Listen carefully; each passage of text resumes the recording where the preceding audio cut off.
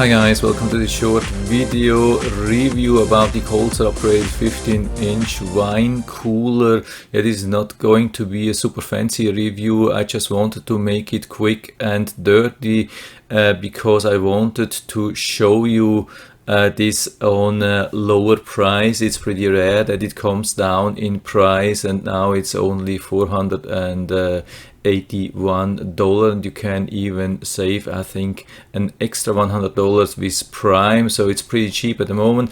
I bought this in June last year, and I wanted to see how this really works before I make a review, so you know that it's really working good, that everything is nice and good and works, and it's not just really nice at the beginning, but also lasting quite long. And I can guarantee, yeah, this is holding up pretty good after more than half a year. So what are my findings? What's my experience with this thing here? I mean, by the way, also the reviews on Amazon are pretty good, but you never know how many fake reviews they have. Yeah, by the way, here's some images which I have made more or less at the beginning when it was still empty. This is how it looks. You can see it's looking pretty nice. It has this blue nice color, but the LEDs are just on the top. So if you have filled it up with bottles, yeah, it's not the same thing anymore. At the end you can see the lights are here. There's an LCD display which shows the temperature. You can adjust the temperature here, but the lights are only here. So when it's empty, yeah, you have everything nice and blue. When it's full of bottles, yeah, then just the top is blue, but still looks very nice. I love the color. You can see a couple of images. I'm not spending too much time on these things. Everything is looking good. Here you can see the shelves from inside. You can pull them out more or less. I mean, at least the top shelves. The bottom one not so much, not at all. This only half, but I'm going to show you this in a live video. The door is really nicely sealed, a lot of thick soft rubber seal. And the only thing which you have to mount here is the handlebar, 2 screws, I think, 2 for the mount on the top, 2 screws and the mount at the bottom, or only 1 screw each. I mean, it's definitely not much. You can just pull back a little bit the insulation or the seal and then screw the handlebar in. It takes just 2 or 3 minutes, maybe 5 minutes or so if you're not experienced, but it's really not a big deal. You get the whole thing assembled, fully assembled. Apart from the door handles, there's nothing to do, and you can use it right away. Just be careful before you turn it on. Make sure that you have it in an upright position for a couple of hours or so.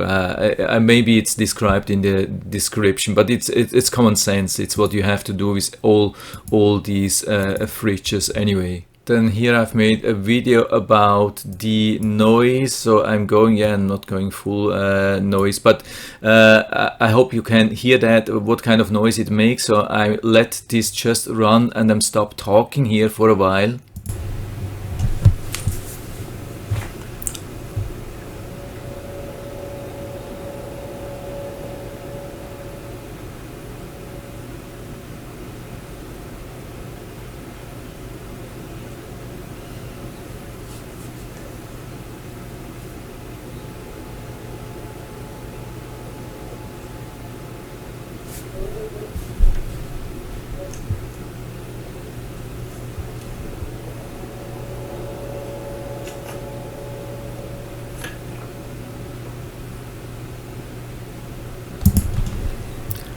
So I start talking again, so you can see it's definitely not much. There's just a little bit of noise, especially at the bottom here. That's the most noisy area, when we want to call it like this, at the bottom and the front. There's also a little bit in the back, but usually it's shielded off. The back here we have a little bit too. Yeah, there's definitely not much. And we have it, yeah, there's something, I hope you can hear that. Yeah, that's not just from me, that's from the fridge.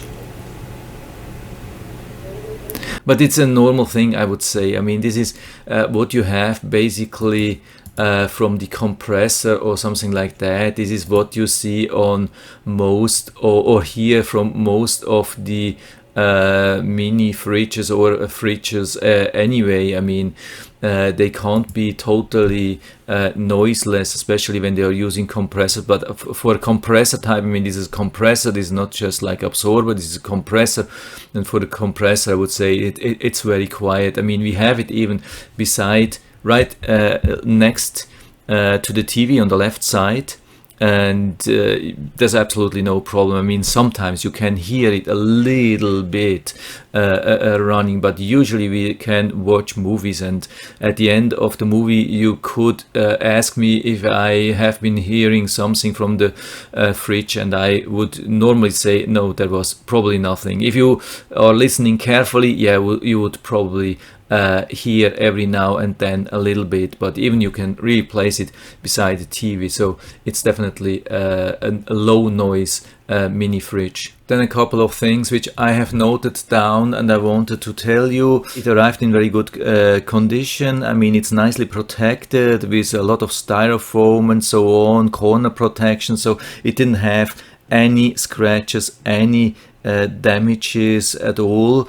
The fridge is, I mean, it has some weight, but it's not ultra heavy, so you can easily lift it with 2 person. They don't have to be really super strong. Yeah, now I remember these screws for the handlebar, they are already in the door, so you really have just to put the handlebar there and then rotate the screws, and that's pretty much it. I mean, it can be done probably in 1 or 2 minutes. Then we have something which is good or bad, I don't know. I mean, the full area can be cooled down to 5 degrees Celsius or 40 degrees Fahrenheit. I mean, sometimes these fridges have 2 areas with different temperature, but sometimes the disadvantage then is that one part cannot be really fully cooled down, but this thing here you can adjust really down to normal fridge temperature, so you can store like milk or yogurt or cheese. I mean, we have here some cheese inside which didn't find any space in the normal fridge, so we have it like half for bottles and half for some normal stuff which we would have in the fridge, and we want to store on a long term a little bit. And then it has really quite some nice space inside for the bottles. So here is what we have stored maximum in the fridge. I noted this down at some point when we had a lot of bottles, so I'm going to tell you now. There were 19 bottles of normal standard bottled waters, 0.5 liters, 16 ounces, plus 16 large beer cans of 16 ounces and 4 standard beer bottles of 12 ounces and 2 large Coke of 2 liters and 67 ounces. But also we have some minor disadvantages, and I also wanted to show you that the door cannot be mounted on the left side. I mean, the handlebar cannot be mounted on the other side, on the right side. So there's really just one side where you can mount the door, so you can only open the door from the left to the right. Here we have the fridge a little bit on the left side. It would be nice, or it would have been nice to open the door from the right side, but it's not possible. You can only open the door from the left side. You cannot mount the door on the other side. There's nothing to mount it. And of course the cooler doesn't have any wheels, so it's sometimes difficult to transport it. I mean, you can move it a little bit, and as far as I can remember, you can move it without scratching some or causing scratches on the floor. Can't even remember exactly. Yeah, here you can see how it looks with these things. It has these feet where you can use to adjust the height, and you can move this thing around a little bit. Shouldn't be a problem, doesn't cause any scratches, at least on tile floors, but definitely doesn't have any wheels. Wheels would have been nice. Then another really important point, and I was actually wrong about that at the beginning. I thought that it is not no frost. Actually, there's nothing written in the listing, and some of the fridges, they are called no frost, also freezers and so on. And no frost means it doesn't produce any ice. Yeah, and we had this thing now for about, I would say, 7 months or so, and it has not produced any ice, no humidity inside, no nothing. So it's completely maintenance free, so you don't have to turn it off and then melt all the ice. I mean, we had such a thing for a little bit more than a year. It was a pain in the butt when it produces ice in the bag, and then it's minimizing the space which you can use. It's crazy. Make sure whenever you buy something like that it has this no frost function, and obviously even though they haven't been writing this, it is a no frost, which means that it's really not producing any humidity, no ice, no nothing inside, and you can always use the full space. The only moment when it can produce some fog is when you have really super high humidity. Let's say you're living in Florida and not using AC at the moment, and your humidity is really close to 100%. Inside, and then it can produce some fog outside on the door, because the door is always a little bit cooler, but that's the only moment, and this would probably happen with all such fridges. But there's also another disadvantage, and that's probably the biggest disadvantage, and I also wanted to share this with you, of course, and that's that the power cable is coming out in the back. It's not coming out at the bottom or so, or on the side or so, but it's really coming out of the back of the fridge, which means that you cannot put it very close to the back, like to a wall or so. There's at least a space or a gap of 2 or 3 inches which you have to maintain. I think I had it here somewhere in the picture. Yeah, I think I tried to show you that, but it's a little bit difficult. Maybe you can see that here, but it's a little bit out of focus, so it's a little bit hard to see. But this is about the minimum gap which you have to maintain, because it's really coming straight out of the back, and then you have to bend it a little bit down, so you have to maintain a little bit of a gap. But it's recommended anyway to leave a little bit a gap to prevent mold and other problems.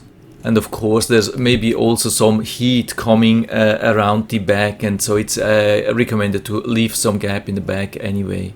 By the way, what I've been just doing overnight, I had this thing running on a power station, like battery powered power station overnight. You can see that here it's still on, I think, 63%, so you can run it more than 24 hours on this power station. But I mean, it's a really powerful power station, but still it has been working really good.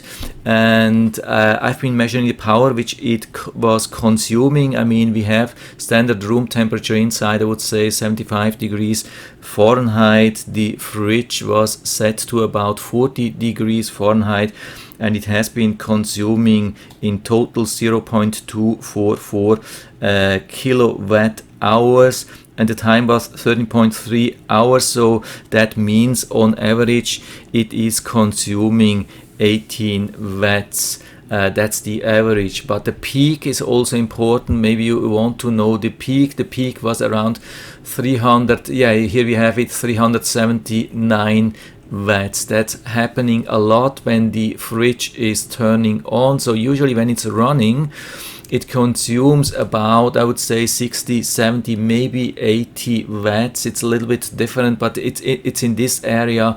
The maximum when it starts, it goes up to 370, 380 watts, and the average is just 18 watts. I think that could be really important for you to know how much it costs over the years. I think it's pretty cheap. It really doesn't consume a lot of power. It's really good insulated. It's a good thing. It was a good buy overall, I think. So I can highly recommend this thing for you, especially at this very low price at the moment. And I'll put down the link to the Amazon listing down into the description, so you can check it out, order it right from there if you like it. And I hope I've been able to help you a little bit with this video. If you have any questions or comments, just write to the comment section below, and I'm always happy to talk about these things. And if you liked the video, give me a thumbs up, subscribe my channel. Thanks for watching, and see you next time.